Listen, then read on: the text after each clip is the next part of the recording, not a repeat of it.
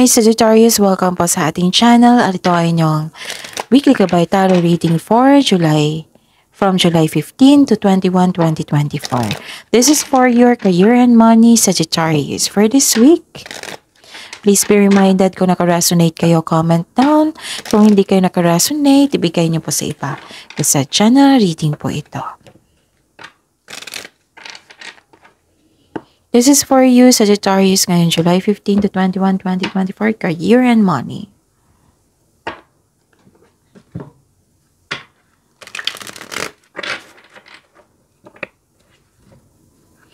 Gamitin ang reading na ito bilang gabay lamang. Please like, subscribe, and click bell button for notification para updated po kayo sa daily tarot reading natin. May lumabas dyan sa screen nyo ngayon.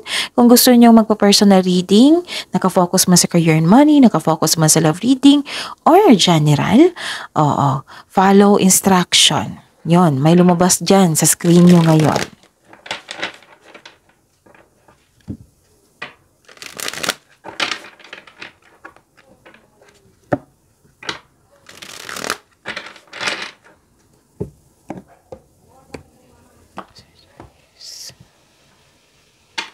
Spirits Guide, mga ganap po para kay Sagittarius ngayon July 15 to 21, 2024.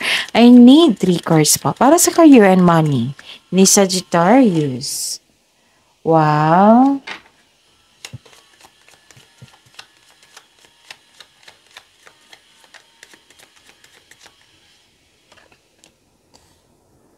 Okay.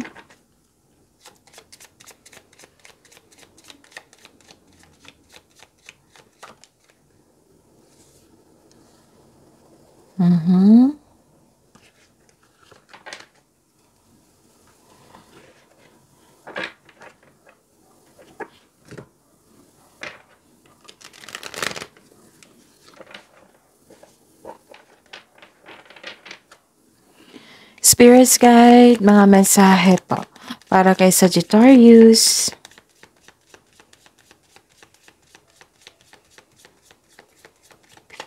Career and money po.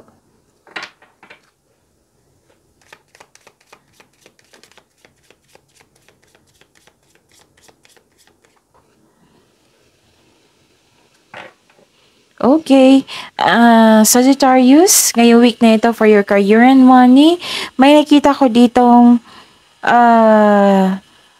this is success. Nakatadahan na to sa inyo. May rewards and recognition ako nakita dito. Good luck and good karma. And nakita ko dito yung happiness mo kasi may positive opportunities and things going your way. Okay? May nakita ko dito, nag-staycation kayo sa bahay. Yung makarelax lang kayo, makafeel lang kayo ng comfort kung nag-stay kayo sa bahay. And nakita ko dito, nag-uusap ng isang grupo ng tao. I consider this is your family. Kasi nag-uusap ito regarding sa pagbenta or bumili kayo ng property. Ganon.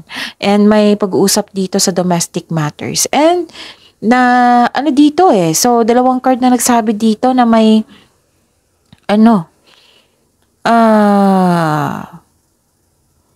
success. Yes, may success. Okay, so may doubt at hindi klaro sa inyo, may confusion, may naguguluhan kayo or nakaramdam kayo ng fear, nag-overthink kayo for sure nag-overthink kayo. So endings, so the message is endings. The cycle is over. It's time for you to make a change, rebirth. It's time to say goodbye. Pwede din na-career change kayo, no? Pwede din na may natapos, ganon. Like for example, end of contract or end of partnership, ganon. Partnership of sa business kasi career and money to. Authority, pwede din na may offer sa inyo kasi it's time to say goodbye dito kasi may binigay na opportunity sa inyo, which is a leadership role. Authority, take on the role of a leader and everyone will respect you. Be confident. Okay? Spirits Guide, energy po ni Sagittarius ngayon July 15 to 21, 2024. And the clarification of this card po sa career and money nila. Sagittarius.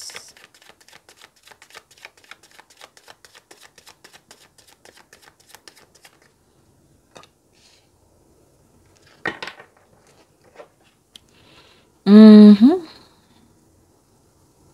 Okay. Panoorin niyo po yung para hindi kayo malito, para hindi kayo maguluhan. Panoorin niyo po yung last 4 days kabay tarot reading niyo po. Kahit weekly man yan, kahit monthly man yan, basta panoorin nyo yung sunod-sunod na date. Like for example, napanood nyo ito July 15, panoorin nyo po yung July 14, 13, 12, and 11. Kung may napansin kayong repeating message na ulit na mensahe, kailangan nyo bigyan na ng atensyon. Kung maaari po, bigyan nyo ng solusyon at aksyon. Okay? So, kamusta? Sagittarius, napanood nyo na ba yung 6 months kabay tarot reading nyo po from July to December 2024? Kasi ang ganda nun, kasi general. Okay? So, napanood nyo ba nung uploaded ito nung Thursday. So, hanapin nyo po sa channel natin. Kung hindi nyo alam kung paano hanapin, then comment 6 months. Okay?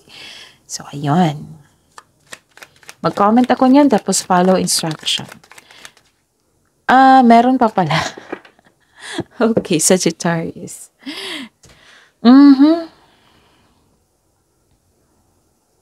May nakita ako dito.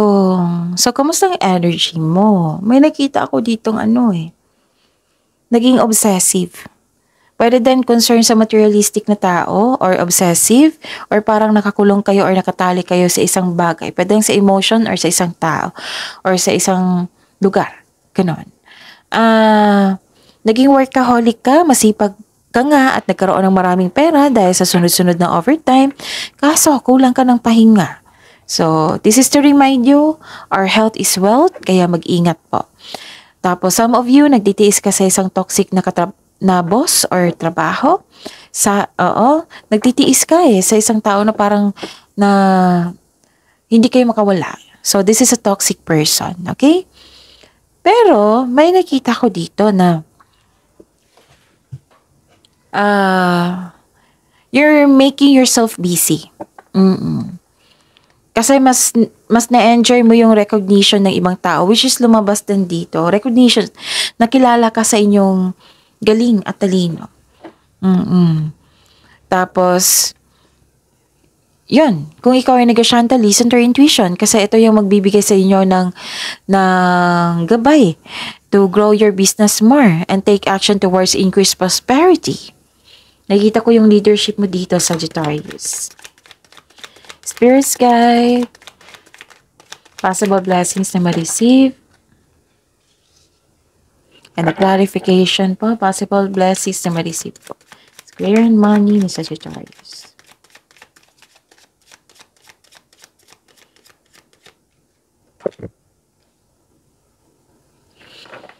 Okay, nasaktan ka dito So, huwag kayong magpa-apekto sana kasi mag-create po ito ng blockages. Kasi kung mag-create ito ng blockages, meaning hindi maganda nagdalo yung energy mo, hindi makapasok yung blessings. So, ano yung gawin nyo? I-overcome mo. Okay? I-process nyo ito para magkaroon ng recovery, para ma-release mo ito. Heal yourself. Okay? Let go na sa mga masasakit na alaala. Ganon. So, let go mo na sa mga taong para kayong nakatali kasi may toxic na tao dito. Yun. And, okay. Napektuhan yung emotion mo dito pero nakita ko naman dito you are moving forward. Nagsisisi tong taong ito, na-enlighten po siya, guilty po siya. Oo. Itong toxic na tao.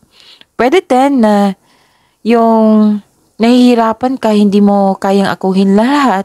Pero nakikita ko naman dito na magtagumpay ka kasi nagkaroon ng pagkakaisa. May lumabas dyan sa screen nyo ngayon ha. Kung gusto nyo yan, follow instruction. So, challenges na ma-overcome, Sagittarius. Ang ganda na.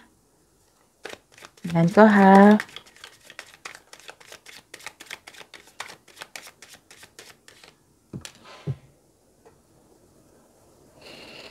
So, ang ganda na kasi na-overcome nyo talaga to pag-release and nagkaroon ng healing, nagkaroon ng satisfaction and abundance. May tatapos dito na project sobrang saya mo, kaya nga may recognition dito. Sobrang saya mo at satisfied ka sa naabot na completion. May recognition. So another card na nagsabi na recognition, nakilala ka sa inyong galing at talino, galing na leader. May parating na promotion din. So follow your intuition and honoring your ideas. It will lead you to increase prosperity and abundance. Ilang beses na ito lumabas ha? Ilang beses na sinabi ng card nyo dito. So yun. So that's it.